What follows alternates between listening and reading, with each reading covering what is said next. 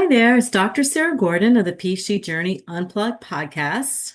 Today, we're on episode 43, I believe, and it's the first day of February. And January's been tough. I don't know where you live, but it's been cold, really cold. For the last few weeks, I was doing some social media reels and just marketing the podcast platform. And I was going down to the beach. I live about 3 or 4 miles from the beach. I was going down there early in the morning to catch the sunrise, and it was cold down there. Beautiful but cold. So wherever you are, this is definitely a cold month, and even down south in Florida, they're getting some really cold weather. And I think it just reminds us that we have to have resilience. We have to have resilience through things in life. In fact, I'm supposed to have a guest on this episode with me this afternoon, and I'm not sure she can make it. Like I said, the weather's been really challenging. So if she's able to get to this meeting with me, then she will jump in. But I know that there's a lot going on all over the place. So just gonna go ahead and get the conversation started, and we'll see how it goes. So that's another aspect of success, I guess, is being adaptable. So we always have to think about these things. How do we want to move forward towards the things in our life that give us purpose and meaning? I know for me, there's just been a lot of change, a lot of moving parts all the time. And I apologize, my dog is in here with me. And sometimes you just have to figure out, you just have to dig deep and you have to think about. Excuse me, 1 second.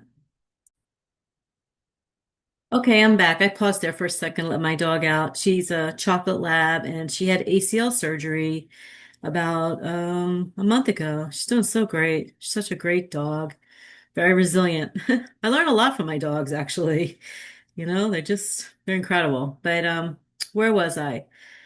I had a lot of change and a lot of moving parts, and you know, how do you navigate that? I mean, I don't know what's going on in your life, but how do you navigate so many things that are outside of your control that, I mean, in essence, they could derail you. They could change what something looks like for yourself. Um, or you can look at them as opportunities to just dig deeper and get more focused on your goals and really ultimately what brings you enjoyment. So that's really what I want to talk about today. I wanted to talk about why finding enjoyment in the things that you do in your life is such a strong motivator to continue to do it, you know, whatever it is, whatever type of goals you're going after. So that's what I had planned to talk about today, framed within a theory called self-determination theory. And like I said, my guest who is going to join me today, I'm hoping might still be able to jump on, but if not, we'll reschedule and we'll have that conversation together. Now, before I dive into this conversation today, it's important for me to always remind you that the information I share on the PhD Journey Unplugged podcast is for general informational purposes only, based on my personal experiences through my PhD program, my professional experiences through my professional career, and just personal experiences in life, navigating life. So it's not meant to be professional advice. So we experience things in life very individualized. That's why coaching and personal training and therapy and counseling and all these opportunities to work with people one-on-one are so important, because it really gets to like the individuality of our uniqueness and what our own goals are. So this is a conversation. It's more of a general conversation. Perhaps view it as a lecture. It's just like an educational conversation. So I'm really grateful. I have to tell you, my subscribers, the number of subscribers have really increased in the last month, maybe because of my social media presence. And I'm just grateful for it. I've said all along from the day I launched this podcast, and this was just fun. I just thought, hey, it'd be fun to get on here and talk about my experiences, my PhD journey.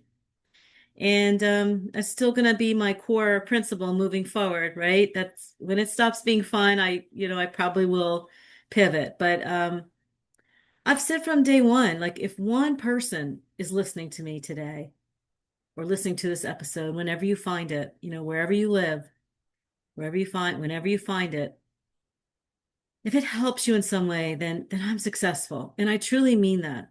And why do I say that? Because I hear things all the time, and I promise I'll get to the topic in a second. But I hear things all the time that just they really make my heart sad. I hear stories about people, young people who give up, to take their life or famous people or just, it just makes me sad because we have so many mental health problems in our society and we need to talk about it. We need people to understand that you're not alone, that if you're feeling like something is too big, too scary, too overwhelming, and you feel like you really just can't get through something, then we need to make sure as health promotion leaders that people understand that there are people here for you. And so, maybe my voice gives you one piece of hope, right? To just take a next step to go find help wherever you live, reach out to somebody because your life does matter. And excuse me one second. I'm going to pause for a second here. Okay, so I'm back and you can tell that my guest is here. Yay. So let me just finish my train of thought and then I'm going to introduce you and we'll settle into our conversation. Okay. Well, basically, what I was just saying is that um, to our listeners and we're going to talk about why this even matters, that like if you feel like your life things are really out of sync and things feel very overwhelming to you, then always reach out and ask for help for people. There's so many people out there who are there for you. Okay, so I'm really excited. I'm so glad that my guest was able to get through all the challenges with the weather down in North Carolina and be on the show today. And I have my friend and colleague, Dr. Candace Brown Kadasi. and Dossie. Yeah, just Dossie. It's But good. I still need to say your full name. Okay. But Kadasi. so Dossie's here, Dossie Brown. I always say, like when you get Dr. Brown, like you worked hard for that. I So, know. I know. so it's I okay. know. Okay, so Dossie's here and we wanted to talk about why enjoyment matters, why enjoying what you're doing is such a strong motivator towards success and towards reaching your goals and what that looks like in terms of a theoretical framework called self-determination theory. So we're going to dive into that, but I want to first introduce you and Okay. then ask you a quick question before we get started. I'm so Okay. glad you were able to make it. I started on my own. My poor listeners, sorry about that. But No, I, that's oh, not I your fault. That's totally my fault. It's I thought I could totally start on my my own fault. and then we'll see what happens. So I'm glad you're here.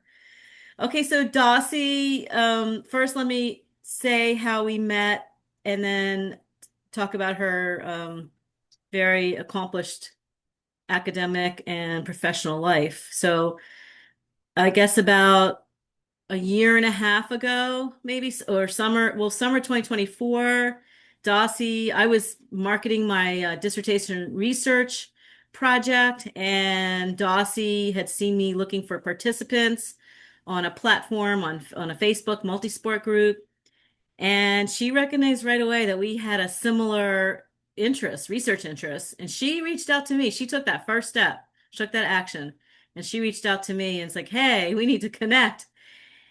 And I have to tell you, at that point in time, I was kind of nervous because I was just starting to run my research. I'm a few years behind, many years behind you. And so I didn't have a lot of confidence, but I was so grateful that you reached out to me. And since then, we've just grown as friends. And I would consider you a mentor for me at this point. Really, you've given me a lot of really good advice and just a strong mentor. So with that said, Dossie is the Associate Professor of Gerontology in the Department of Epidemiology and Community Health at the University of North Carolina, Charlotte. She holds affiliate appointments in the Gerontology program and Department of Sociology at UNCC. She's a collaborative researcher with the Motivated Cognition in Aging Brain Lab at Duke University and a visiting professor at KCA University in Nairobi, Kenya. And I have some questions about that for you as we talk today. Okay. Okay. She's a fellow of the Gerontological Society of America, international scholar of the Center for Self-Determination Theory, and Dossie's research passions often examine motivation to exercise across the lifespan. And that's kind of where our worlds intersected because my dissertation research focused on exercise motivation with older triathletes. So did Dossie's and her research interests, and that's where we really met in those similar interests. Her goal is to cultivate an understanding of the benefits of exercise without fear or stigma that can often accompany building a lifestyle of activity, and I would add across the lifespan, like aging, Most you know, definitely. because as we get older, sometimes there's more stigma in terms of the expectations of how we're supposed to age. Hmm. So there's a lot more here, but I guess Dossie is a triathlete herself. She enjoys spending time with her husband, her three kids, her friends, and she's truly, I mean, I don't mean to put you on the spot. You inspire me very much because like I said, you're probably 10 years ahead of me, maybe 15. And I watch the things that you do and the research that you've published and your voice in our community of research. And it's just you've really worked hard to get where you're at. So congratulations and thank you for coming on the podcast to talk to me and to our Well, listeners. I thank you for not quitting the podcast before I came on here late. So I'm going to start there and say thank you for that. I appreciate the time just to be able to just to speak with you and to your listeners just about the work that you've done and our intersecting ideas Mhm. and our belief in the use of the self-determination theory. And I'm just excited to be here. So I really appreciate it. I Thank do. you so much. And Liz, before we get started, tell us what you're doing in Nairobi. Oh, okay. So, I think it's so fascinating. okay. So, KCA University, the way that I ended up there is when I was getting my Master's of Education degree at Cleveland State University back in early 2000.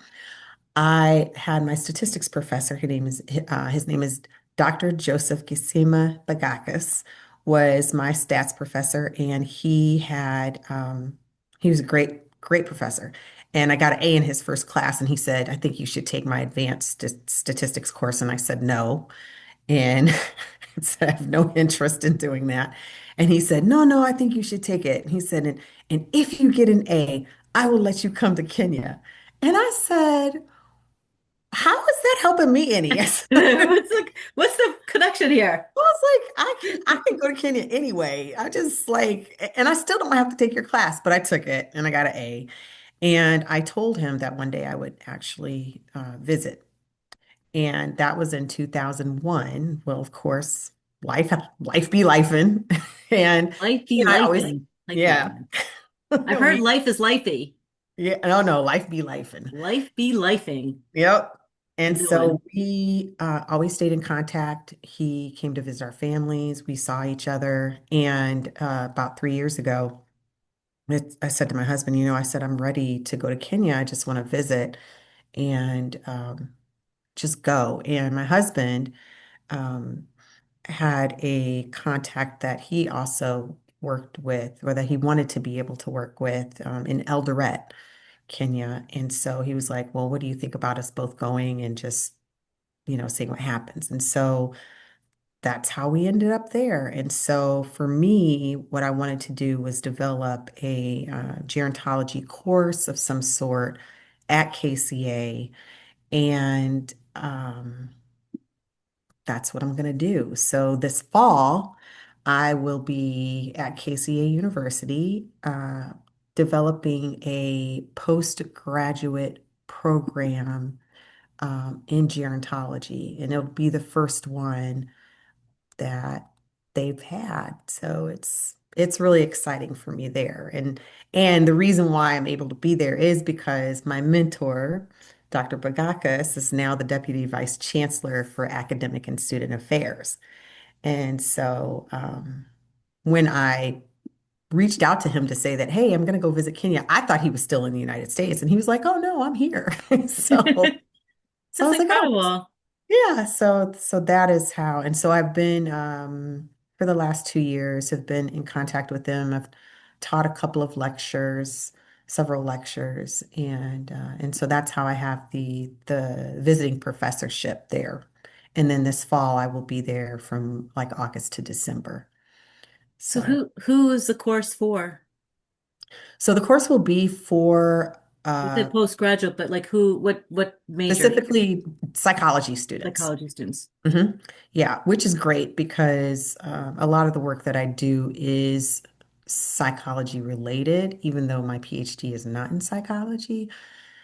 And because gerontology is so both interdisciplinary and multidisciplinary, I'm able to bring in the other aspects of gerontology and of other disciplines into the psychology program. So yeah.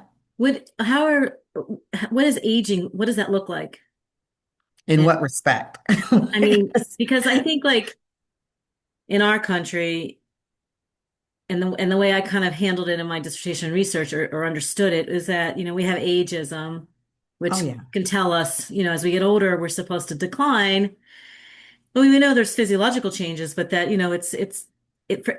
for some reason, it's like not the norm to be highly physically active and like, and as we're interested in sports participation, we know, and we'll frame this within self-determination theory, but it always seems like you hear these stories and she did this at this age, and it's like, oh, wow. And, why is that always why can't that just be the norm. the norm? Why can't Yeah, we just look at life that we can live fully and in a healthy way throughout the lifespan? yeah. At least have that Well, framework. We understand that, we both understand that age-related disease happens, but I'm curious, like in Nairobi and other parts of the world, like what is that like? What does that look like? so I'm still learning, to be honest with you, but I will say that because there has not been as much aging research done in Kenya, I think Mhm. that is one reason why I want to, be there to do that. I do know that last summer when I was visiting, I had a conversation with some younger adults. And when I told them that I was going to be 50 that year, they were shocked. And was like, well, why would you be shocked? And I'm thinking, well, they said you don't look like you're 50. And I said, okay, I get that. But then one of them said, you don't walk like a 50-year-old. And I said, walk like a 50-year-old? She said, yes. I said, well, what do 50-year-olds in Kenya walk like? And she proceeded to like hold her knees and kind of hunch over. Wow. And yeah, and I was like, well, that's what happens when you're 80, if you said that to Right. somebody in the United States.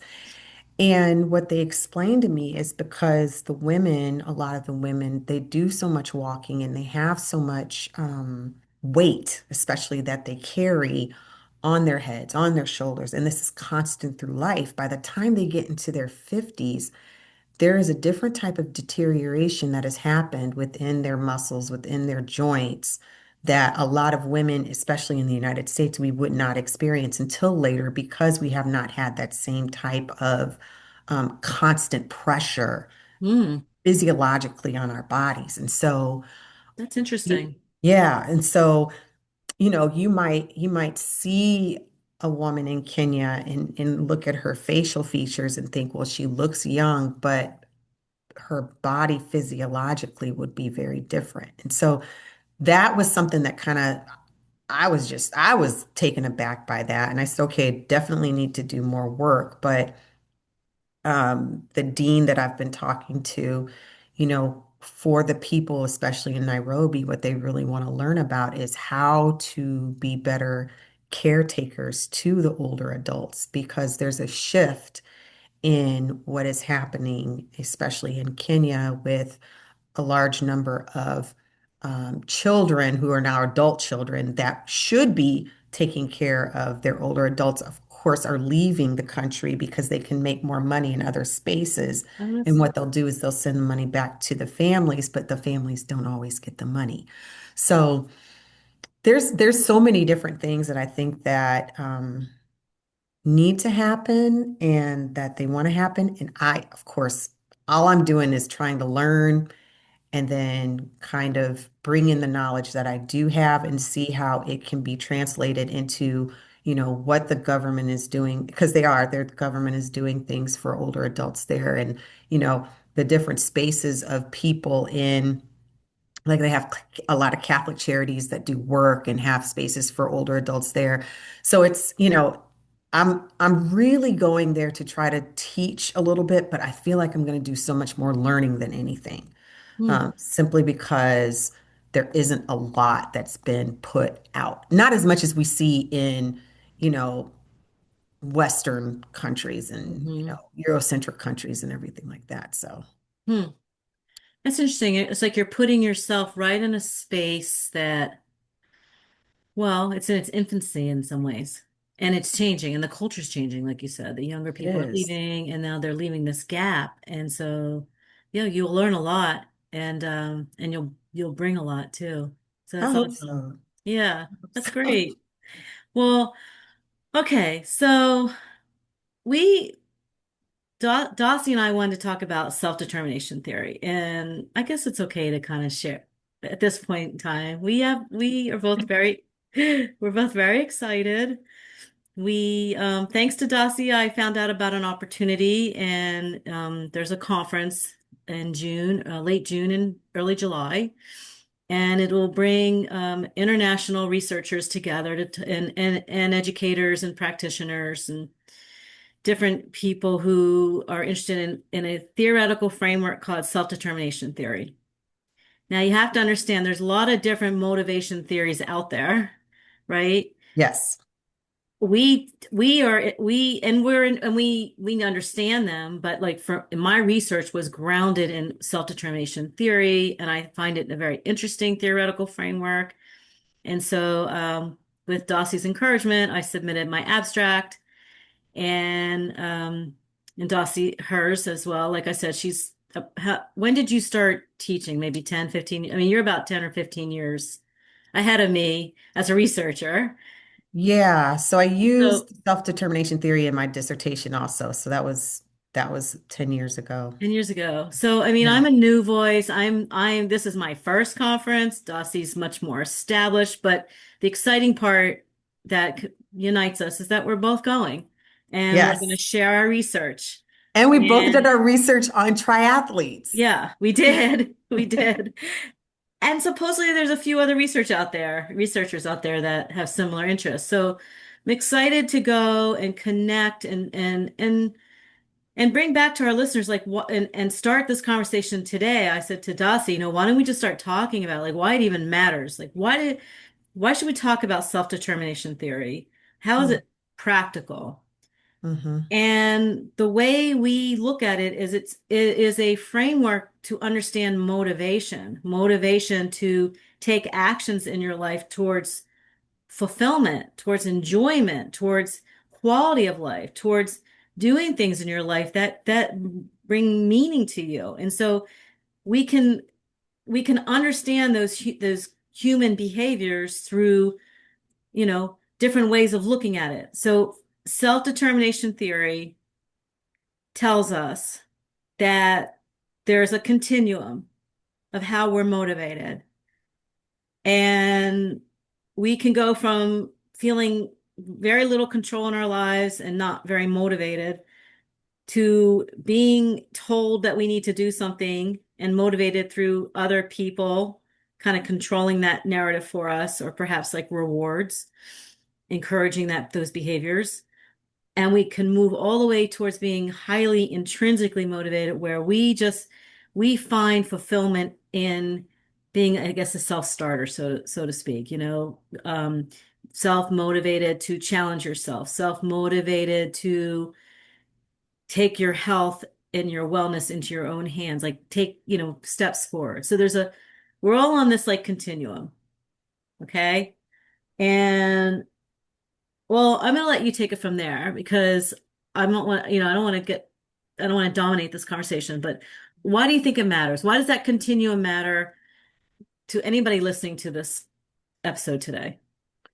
Well, I think the continuum matters because, I mean, and this is, coming from the theoretical perspective, is that humans are organisms, right? So the self-determination theory talks about the meta theory of itself being an organism, organismic, I always say it wrong, Be careful with that one. I know, organismic, I think, dialectic approach, right? I'm not And trying it. yeah, it's hard. So, but basically, it talks about the fact that we're organisms, right? We're Yes. active organisms, and we're constantly changing, and we're constantly evolving, and we're growing, and we're moving. And as we grow, we start to master things in our lives, right? And so, without even trying, we're already intrinsically motivated to do things simply because we're organisms. Okay. And as organisms, we also talk about being able to, in that mastery, having autonomy, right? So Hmm. there are three conditions within the self-determination theory that we talk about, which is autonomy, competence, and relatedness. Yes. And being able to have all three of those in an individual experience helps us to come to the highest point, or having the highest type of quality of life that we could have um, as organisms, as humans, right? And when you don't reach certain spaces, right, or you don't reach certain competencies or having the autonomy that you need, then it goes back to us being able to say, okay, what are we lacking in that space? And how do we then go ahead and try to fulfill it? Like, what is it that helps us to go ahead and fulfill the lack that there might be? And that's where motivation comes in. Yeah. I think it's important to understand it because self-determination theory can be looked and applied in education, with children. Mhm. You and I happen to be interested in sports participation, exercise motivation, amongst other things. I know you have a lot of interests as well, but um, what happens when you are in situations that you don't, I don't know how to describe them. They're not good situations, right? Whether they're impoverished situations or you're in negative situations in your environment, at any age. Mhm. How do you move yourself out of that? You know what I'm saying? Like, because we know the more intrinsically motivated you are, the more likely you're going to feel enjoyment in the things that you're doing, whether they're Mhm. leisure things like, exercise, or whether it's in your work, Right. work life. How do you move yourself can you move yourself, and how Mhm. do you? If So somebody's I listening, think that's the question. Can you move yourself, right? And yes, so, within self-determination theory, the first thing I thought about was the basic psychological needs theory, which is embedded within that. right, And everybody has to have certain needs. We always know about the Maslow hierarchy of needs and everything like that, but yes, you have certain needs that have to be met in order to be able to function, and to be able to either be motivated to move out of certain spaces, or to have somebody who can help motivate you to be out of those space into those spaces. So, but if you don't have like your psychological well-being, um, if that's not addressed, if your optimal functioning is not addressed, then it's going to be difficult for a person to move out of that certain space to be able to have the autonomy, to the competence and the relatedness. So I think the question you ask is, can you? Well, that depends on who you are, where you are in life, who are the people that are in your life, and are even your basic needs being met in the first place to Yeah, be able to have that move. I'm glad you brought up Maslow's hierarchy of needs because and I've talked about it on past episodes, because we have to feel safe and secure and meet our basic needs for survival, right? We start as infants and we need, as we grow, we have needs that are survival needs. As you move up Maslow's hierarchy of needs, we go through these different stages where really being fully functioning and having quality of life is really moving towards self-actualization, where you're living your life, you're feeling like you're living your life where you want to be. You're aligned with the things that you want to do in your life. And sometimes it takes some hard work to get to that point. Mhm. So self-determination theory then says on top of that, on top of like you feel safe, you feel secure, you have all these basic needs met, you've moved through these developmental stages in your life, and you're at this kind of higher level of processing and thinking about your life. Self-determination theory says, okay, let me ask myself what, and at any age, right? This is not just for older people. Like if you're younger and you're a teenager and you're trying to figure out what you want to do, where you want to go to college, what you want to study, at any age, ask yourself, what do you enjoy doing? We're Mm. all very individualized in the answer to that question. So the first question you could ask yourself to move toward becoming more intrinsically motivated is to ask yourself, what do you enjoy doing? Right. Just start there. And then you put in small steps to move your life in that direction. And Yeah. and the reason it's even important, the reason we're even talking about it is because like the research that, shows when you enjoy something, you're more likely to stick with it. Hmm.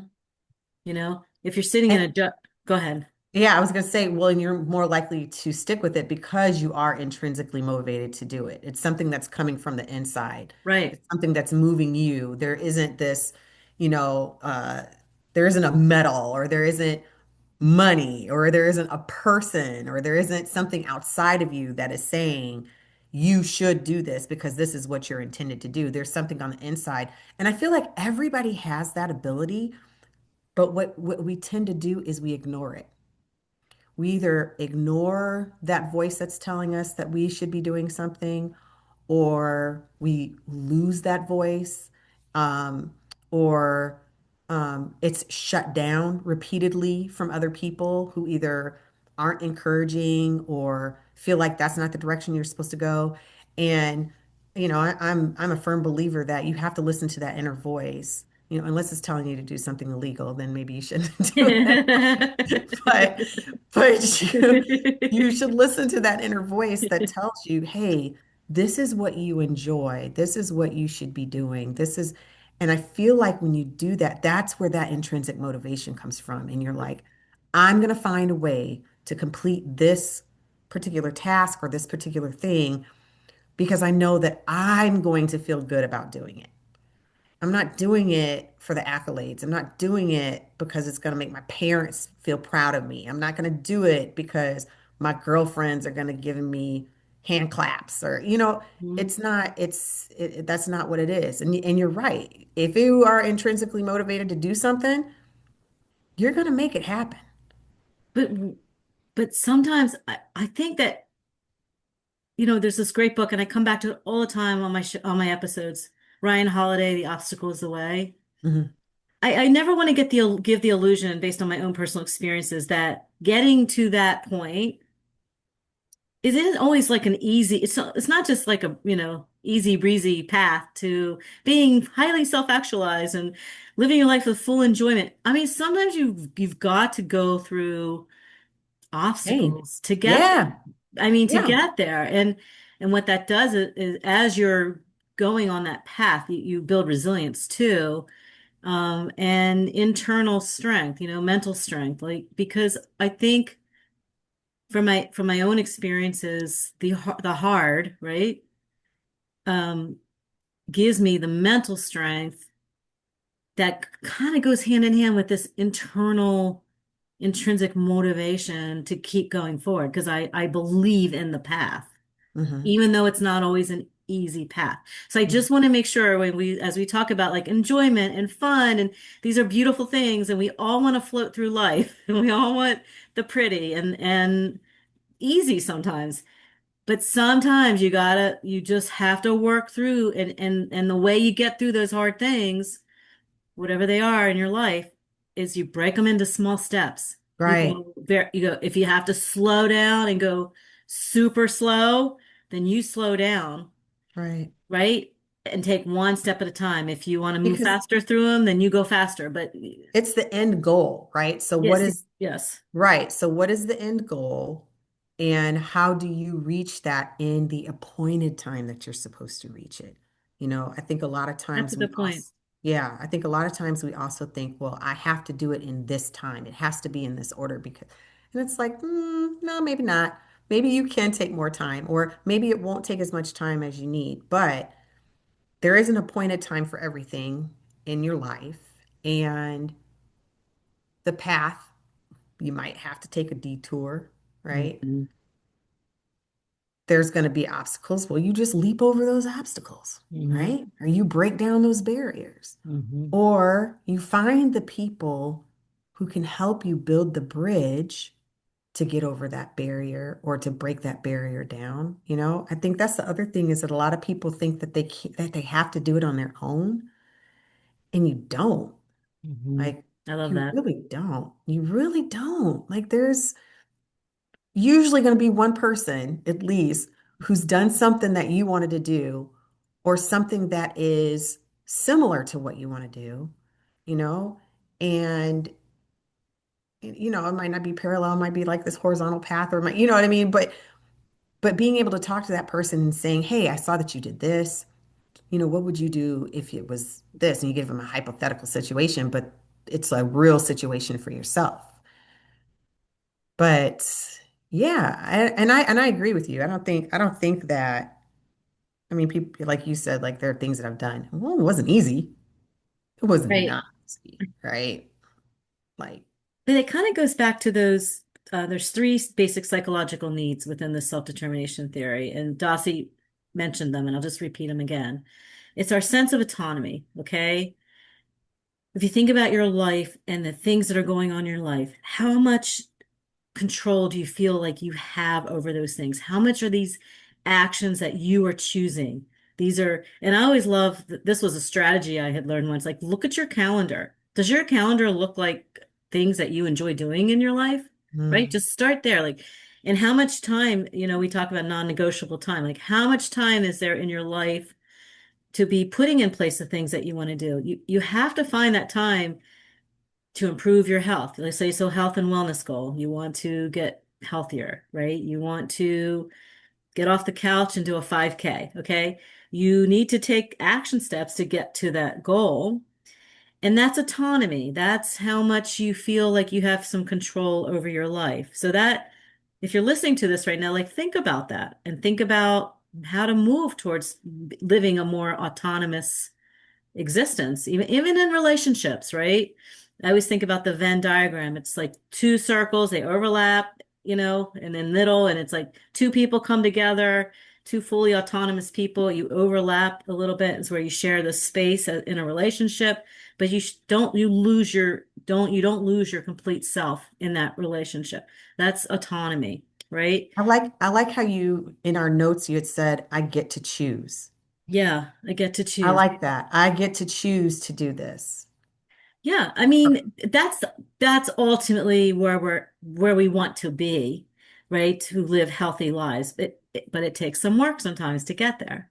Most Okay? definitely. Most And some definitely. courage, some courage. I don't know, what situations people are in listening to this, but it takes some courage too, and to believe in yourself. And yeah.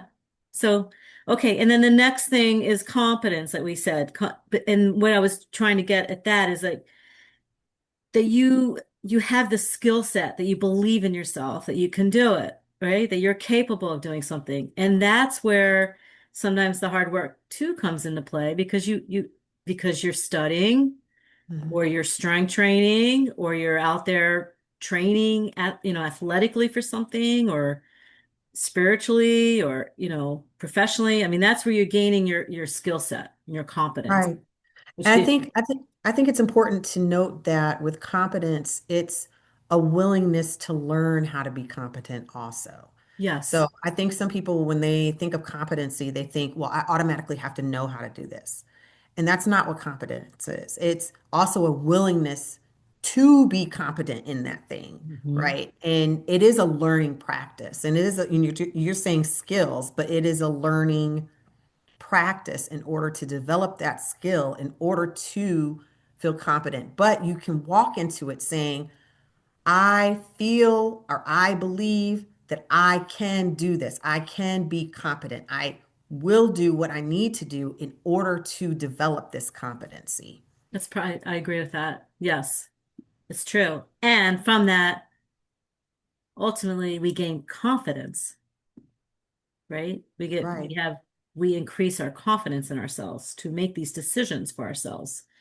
And the last one is relatedness, and that's a sense of belonging. And this one, I'd love your insight on this because does relatedness necessarily have to be social connection, or can it just be something personal that you feel value and you feel connected to? How do you No, see relatedness? no, I definitely think it's something that you can feel connected to. I mean, you've got people out there who are staunch introverts, right? Mhm. And they don't have to have the same social type of connection with people out in the wild, as they say now, because that actually drains them of their energy as opposed Mhm. to extroverts who are like they gain their energy from being around other people. But that connectedness of being able to um, have the same type of interest or have the same type of feeling that other people get when you're doing a particular thing, that is what the connectedness is about.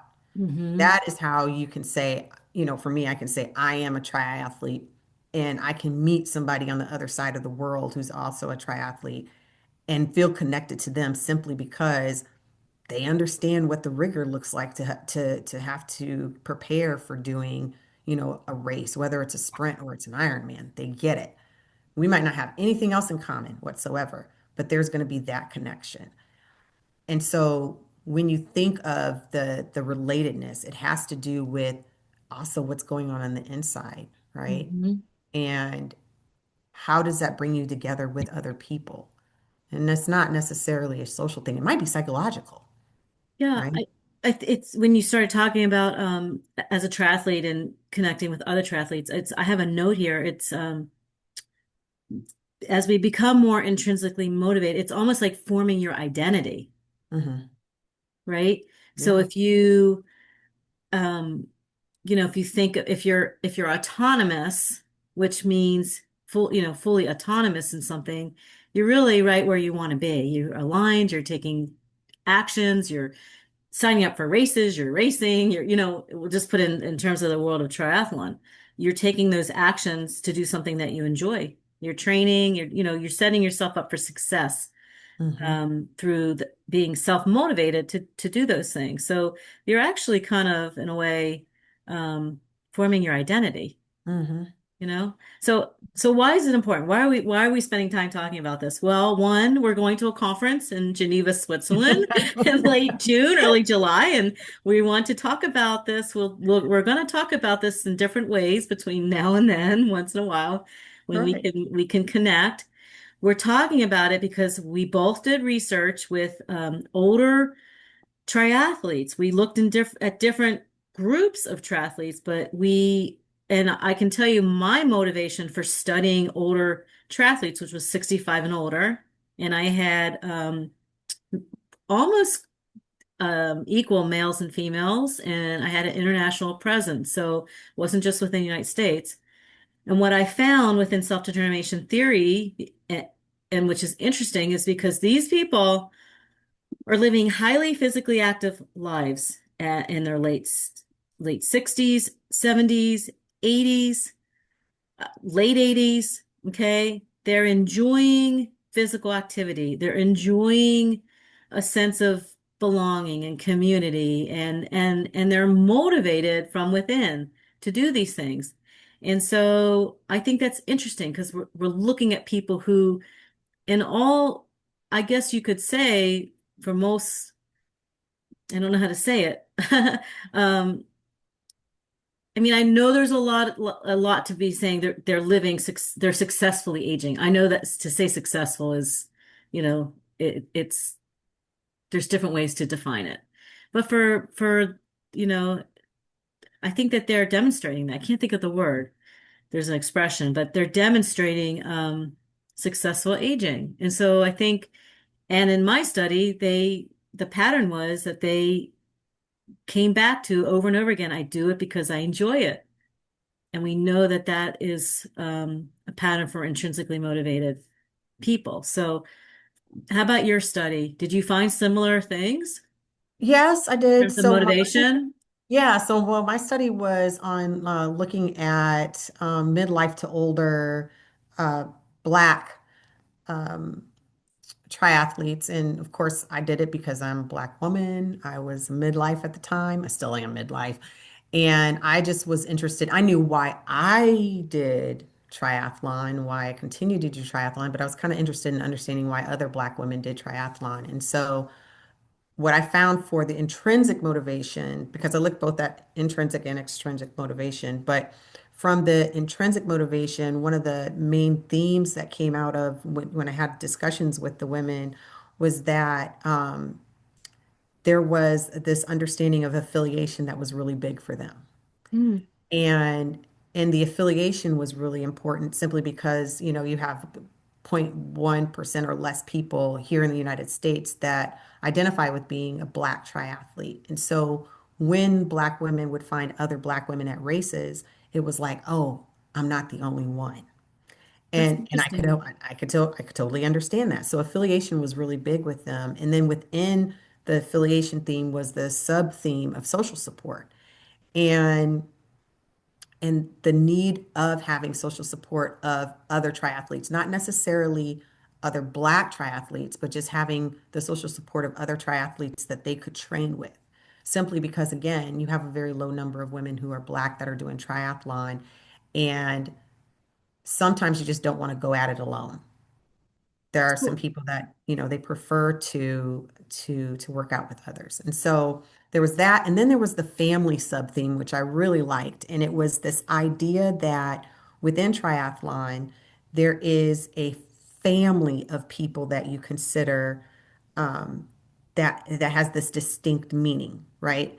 You mhm. have a triathlon family. You have people that you can go to when you have questions, when you have needs, and that's very different from, your biological family that you might have. And so there's this external support that they would get, but they were intrinsically motivated simply because of the people that were within their family. And then finally, I mean, there were some others. There was camaraderie. Yep, I There found that was too. like, yeah, there was life meaning. And so, um, and there was spirituality, which was also very important, and being very spiritual. And one woman talked about having inner wisdom, and being able to actually tap into that inner wisdom when she was swimming, Hmm. because there was this solitude, there was comfort. And so she really believed that that spirituality was very linked to her intrinsic motivation. So, That's yeah. that's so interesting because I found very similar things. I mean, and I have a question for you. I just want to say this before I forget it, but I found like enjoyment and fun and also intrinsically motivated to take actions for better health in aging. So taking control of that process to age with good health through exercise, swimming, biking, running, and enjoying the sport of triathlon. So it was multifaceted in terms of, they enjoy the sport and the disciplines and training in the three sports, but they also understood that it improved their health and well-being and physical fitness in aging. I also found being part of a community, sense of community, the triathlon community. It like you describe it as a sense of family, but seeing people you hadn't seen for a long time at a race, Hmm. traveling overseas. A lot of, my participants travel on the I think it's USA Triathlon. They have, a platform where they Yeah. travel, they race everywhere. And, just feeling a sense of that community and belongingness, camaraderie. But a lot of times I heard things, and I also heard spirituality, which is interesting. I heard this is just the way I was born, it's in my DNA, Mm, which is interesting. And then I heard things such as I just like to challenge myself. And that's, part of intrinsic motivation. But my right. question for you, and was kind of curious in my own research, and maybe it's that continuum when we started this conversation that we're not real, it's not like just you're either this or this. We can be highly intrinsically motivated, maybe in one aspect in our life, but maybe in other aspects we're not. I don't really know. It would be interesting to kind of study that. Mm, But if you are motivated by the social aspects of something, mhm. isn't that more extrinsic motivation? Like I think you said it, you can be intrinsically motivated to do something, but can you also be extrinsically motivated? Can you be both? Yes, you can. Okay. So, in my study, I used what's called, well, it's called the motives. Well, I call it the mom's T scale, is All what it right. I was. remember seeing that one Yeah. because So, I used a different one. Yeah, go ahead. oh yeah. Okay. Well, it was the moms originally. It was developed by Masters and Ogles, and they basically used this to um, understand motivations of marathoners. So it's a motivations of marathoners scale. And all I did was just transform it into something that we could use for triathletes. And so within the scale itself, it's got 56 items on it. And it asks about like general health orientation, weight control, affiliation, recognition, things like that. And so what I found was that I could ask a question on the scale itself, the survey, and it would come out to be an extrinsic answer within Okay. it. But then when I would talk to the women, the way that they would talk about their understanding of that social interaction was actually intrinsically motivated. So you got to think about it this way. If a person wants to be around other people, on the inside, they have to say, I want to be around these people. Okay. It brings them I want to, joy. right? It's a choice. So Okay. I've got to intrinsically say that I want to exercise with other people. And then when they get into that social space, if it's a positive space, then it becomes, I am now extrinsically motivated because of these people to be around them. But every time I make the choice to go work out with them, it's an intrinsic choice. Okay. So That it's really helps. Yeah, so it's kind of both. I am one of those people. I really prefer to work out by myself. Okay. And this morning, even though we were on uh, WhatsApp, right? I joined one of my friends who was cycling. I joined her for like, I think we stepped for like maybe 30, 40 minutes and we kind of talked and everything. But I had to make the choice to say, I'm going to call her and we're going to get on this. This is something that a coach started. I have to make a choice because otherwise, I'm cool with just being by myself and getting on my trainer and doing my own thing. Like, I am perfectly fine with I'm kind of that. like that person too, actually. Yeah, see? I But it's find a an lot of peace and solitude, like just because I don't know, it just gives me like the energy I need to deal with other things sometimes. right. But But when I go on, so last week and this week, it is a positive experience for me, okay. right? And so talking to them and, writing at the same time, we have some jokes. We talk about what's going on in our lives. And when I'm done and I'm like, all right, I told her, I was like, after like 40 minutes, I was like, oh, I still got 35 minutes to go, but I'm gonna get off because I'm gonna watch anime. Like, why? Because that's what I Because wanted it to do. that's enjoyable for you. That's enjoyable for That me. keeps you coming back. So but it is that intrinsic motivation for me to say, in order to be socially involved with other people, I have to make the choice first Okay. that I want to do it.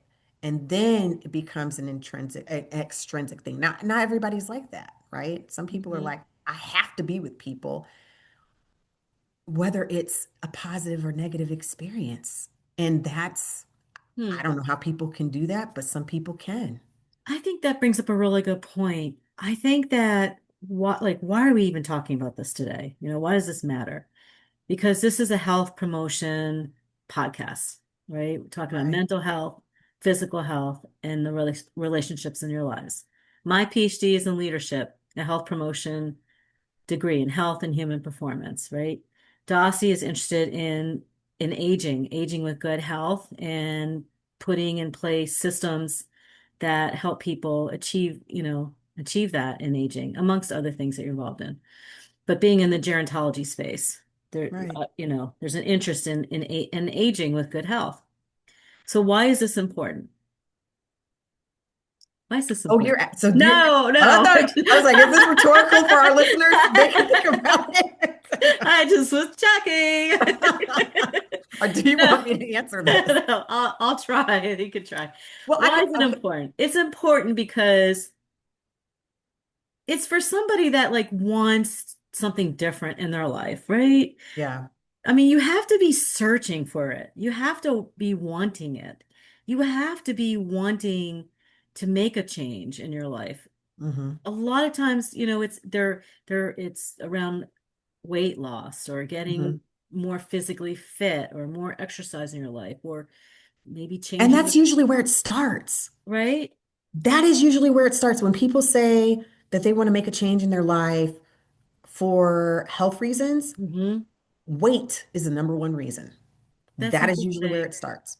And as people get healthier, do you think that they gain more confidence and Absolutely. autonomy and competence and relatedness, all those things that Absolutely. increase? Absolutely. But But you have to want to start somewhere. not just that, but it's the sustainability, right? So you can start some, and this is why we always see the people, start January 1st, they get to the gym and they're Yeah. going to do everything. And then by the end of January, they're done, right? And so there's got to be, again, it becomes an intrinsic thing. You have got to be able to say, there's going to be sustainability throughout my life to do this.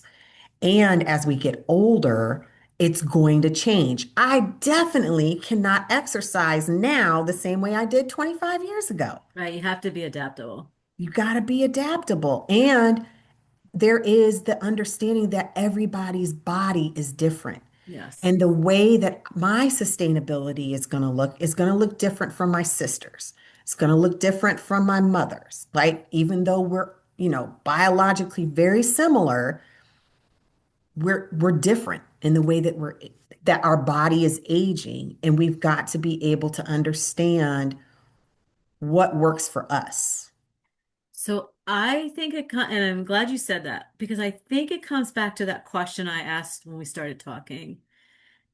And we'll probably want to wrap up soon. And we're going to do more conversations as we gear up towards this conference in And I'll be on time.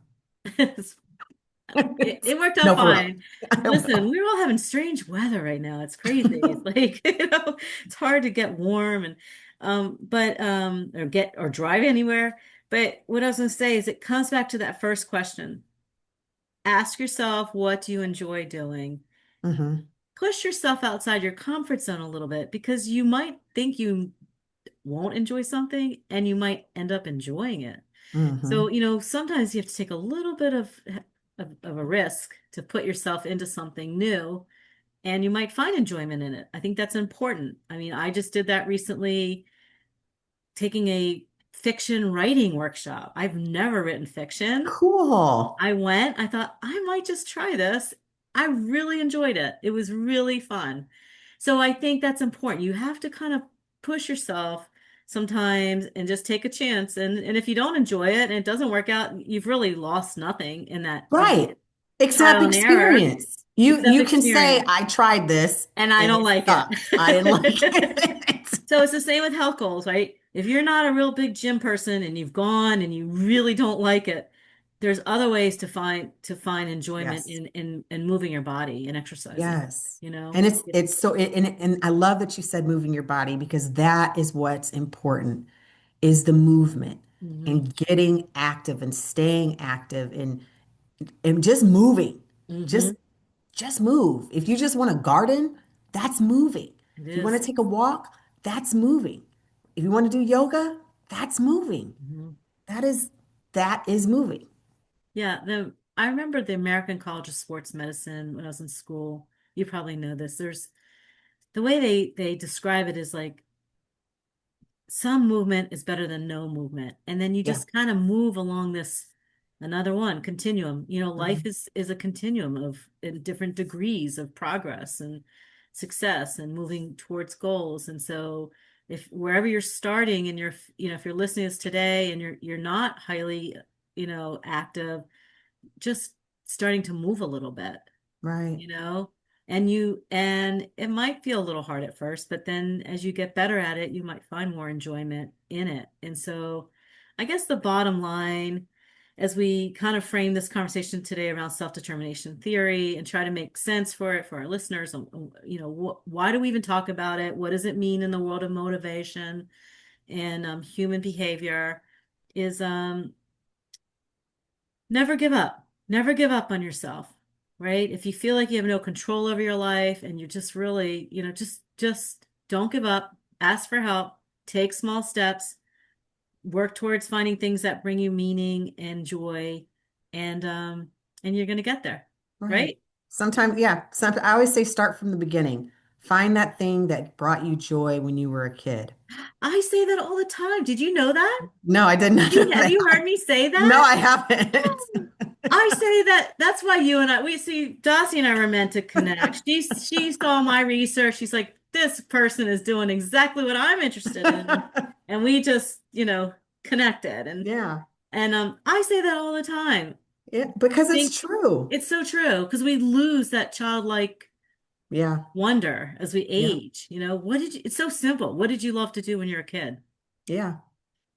Yep. That's brilliant. I'm so glad I you brought love to that talk. That's why I teach. I love to jump in puddles. I still Oh, love to play see? in the And now water. you're jumping into rivers. Yeah, Big puddles. I have bigger puddles, swimming in them. Anyhow, I'm so glad it worked out today. I hope that if you're listening to this podcast today, you start to think about behavior and motivation and understand that we all fit within a theoretical framework. We do. We do.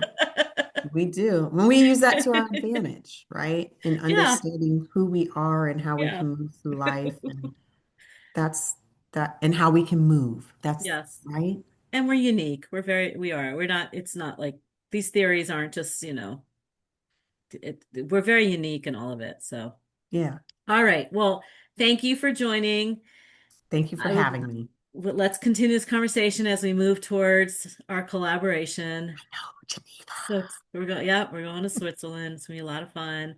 And yeah, if you have any interest in learning more about self-determination theory, you can just go online and put in the Center for Self-Determination Theory, and you'll learn about the conference, the international conference that's coming up, and you'll see research on there, and you'll see scholars who've been in this field for a while, and yeah. And the website is selfdeterminationtheory.org. Okay, perfect. Yeah. All right, any last words before we sign off today? Keep on moving. Keep on moving. Keep on moving. Don't stop. Don't stop. All right, everybody. Dusty, don't go away. I'm just gonna Okay. turn this off, say goodbye. Thank everybody for listening today. And as always, grateful to have this platform to educate and motivate on the PhD Journey Unplugged podcast.